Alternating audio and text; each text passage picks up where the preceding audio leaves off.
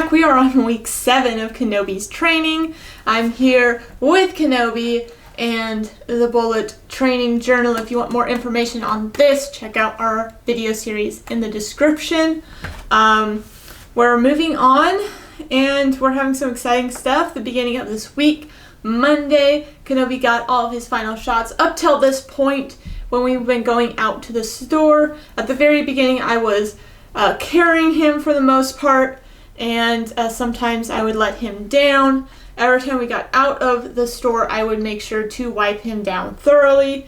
It was a risk I was willing to take to get him a little bit socialized, to get him out. As you can see, he's still alive.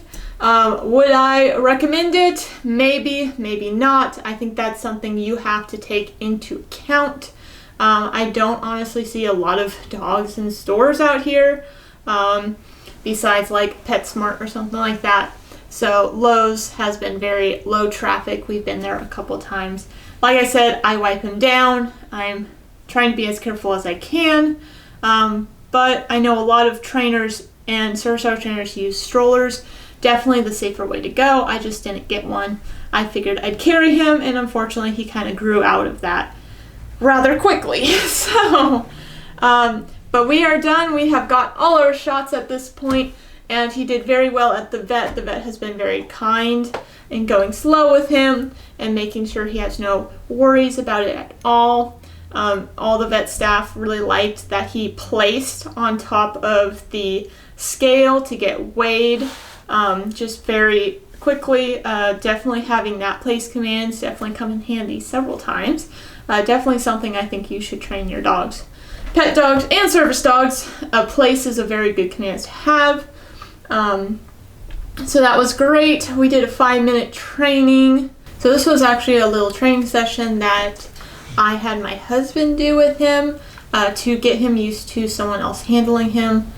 I know a lot of service dog handlers have different opinions on this. I know a lot of people will switch with other handlers, practicing handling with another handler, basically loose leash skills and just following, paying attention, kind of basic stuff. Doesn't have to do all the tricks in the world.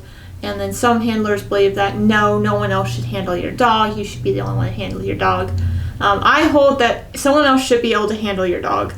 One, if no one else can handle your dog but you, then you are either doing too much handling of your dog. I know that sounds weird, but your dog, especially a service dog, to a certain extent should be able to listen to other people.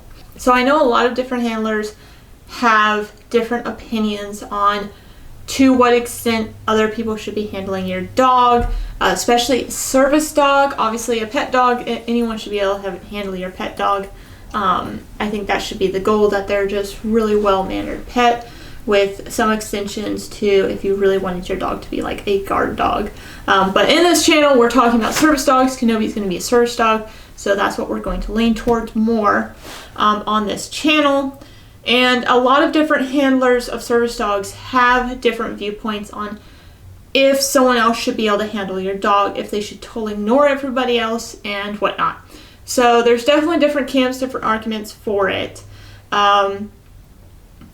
For me, I will always be the one that they should default to. So if I say something, they should default and listen to me over someone else.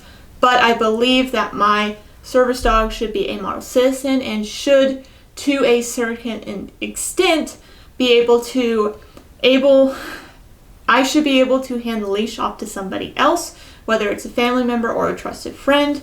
Typically, I'm not going to hand it over to a stranger, right? That's a good recipe to have your dog stolen, honestly. But sometimes in certain environments, say an emergency situation, if I were to hand my leash to a firefighter or EMS, if absolutely necessary, obviously I would hand it to a family member first if an emergency happened, if they were there. But if I was by myself, if emergency personnel, trusted emergency personnel, were to grab my dog's leash, I would expect my dog to listen to them.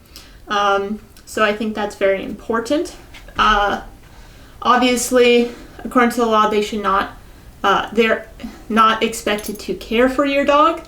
But like I said, I should expect my service dog, and I believe service dogs should be model citizens, and that means that I should be able to hand that leash over and they listen to basic commands. Like, they should not be pulling on a leash. I don't expect a perfect heel, but I don't want them to be pulling out of control, trying to rip, someone's arm socket off, whether they're trying to get to you or not. They should be generally well-mannered. Maybe listen to a sit. That's about it, though. I don't expect much more than that. Obviously, for family members in the house, I would expect maybe a sit-down stay, be able to listen to that, obviously to be able to take out and go to the bathroom, stuff like that. Very basic stuff. Like, he doesn't need to listen to everything someone else says. I should always be default, but it should not cause a problem. Does that make sense? So if I were to be in the hospital and I had him with me and say he needed to go out to the restroom, but I couldn't take him, I should be able to hand the leash to a visiting family member and they'd be able to take the dog out, go to the bathroom, and bring him back in without him dragging them around, without them giving them grief. Oh my goodness. So that's my view on it. So he did a little training session with my husband to kind of build that.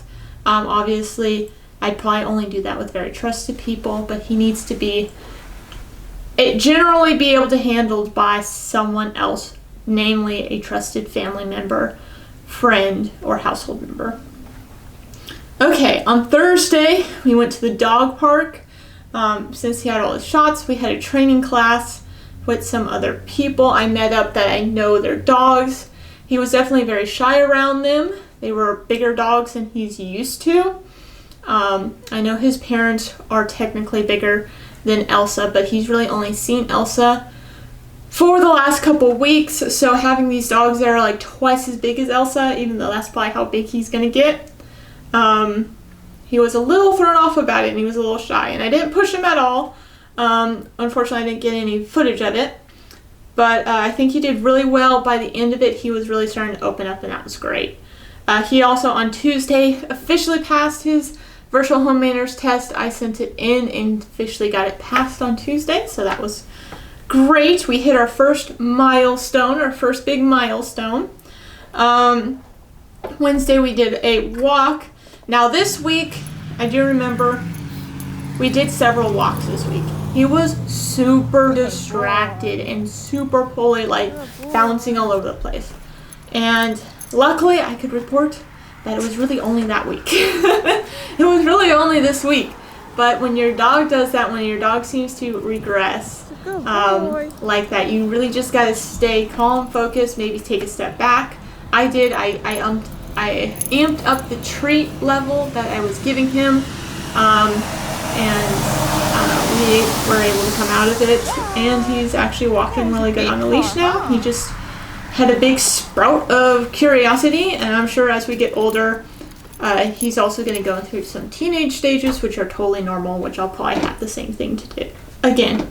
So on Friday, we did a little walk to the post office. We walked, and then we also went into the post office to drop some packages off. He did very well, except for there is like a big German Shepherd on our walk. There's actually two of them in one of the yards that barks like crazy whenever we go by, and it throws him off like totally like freaks him out. So we need to work on that. Again, barking dog seems to be his Achilles heel, so we need to definitely work on neutralizing that, showing him that it's okay. I'm not going to let anything happen to him. They can bark all they want, but he will be safe with me, and he is fine. So got to build more on that. But he did really well going into the post office. We also did a quick trip to Lowe's on Sunday. He did very well. I had Elsa with me again. They healed relatively well. I think I need to do some training sessions at home with them, walking a little bit more appropriately. I'm trying to let him on his daily walks I'm doing a little bit more of a free walk where he can kind of explore a little bit, and the biggest rule is just no pulling. So we're practicing the no pulling, but it's not super structured, so I need to teach him a little bit more of a closer walk so when we go into stores he's not all over the place. But he's doing really well for his age. I think my biggest goal for him is to make sure stuff that I'm training him is age appropriate. That's something I did with Elsa, my last service dog, as I tried to put too much on her too quickly, and I ended up losing some of her joy for actually learning and working. So that's something that I'm kind of experimenting a little bit, I guess you could say, with this time. I've read a lot of articles about people training this, so that's something that's big that I'm learning with Kenobi, is making sure what I ask of him and what I'm doing with him is very age appropriate. Instead of trying to make them grow up too fast, I'm trying to enjoy the puppy stage and let him mature as he will naturally, and just build him up like that. I think in the end I'm going to have a better rounded dog. I noticed a little bit with Elsa is pushing her too fast not only kind of killed her confidence in some situations, but left a lot of holes in her training. She is a fantastic, phenomenal dog. She's a phenomenal service dog. She knows she's working. She's very adamant on working, but I think she doesn't enjoy it as quite as much as I would like her to. For her, it's a job and not a game, which is really what you want it to be for them. Of course, we continue through this week is socializing him to different gear, letting him put his vest on so he's comfortable with that, goggles. Pretty soon we'll probably start walking with them so he gets used to them, but still we're trying to build a very good solid foundation of him wearing them inside and getting lots of treats for it. And so far he's never had any hesitation towards it, and I really like that. Also is quite gear shy, and that's something that I've kind of stuck myself to, that I am not going to have him be gear shy. I'm going to take it extremely slow, even though it's kind of painful for me as a gearholic, as we like to call ourselves. I don't want him to be shy of any gear. I want him to be happy and excited to wear anything I have. So we are doing that, and he's doing very good. We also took a walk at a local hiking spot, so this was big for him. I think he had a lot of fun walking around at a hiking trail, his first hiking trail. So again, something I was avoiding, because definitely a lot of dogs, a lot of animals would have been out there. So because he was fully vaccinated this week, we did our first hiking trail, and we have several more hiking trails to do on our to-do list. I am very much an outdoors person, so that's definitely something we will be doing a lot of. Alright, and that's pretty much it for this week. I hope you enjoyed this video. Make sure to smash that thumbs up button if you did. If you're ready to watch some more of my videos or want to be notified of future uploads, make sure to hit that subscribe button and notification bell, and I will see you next time. Bye!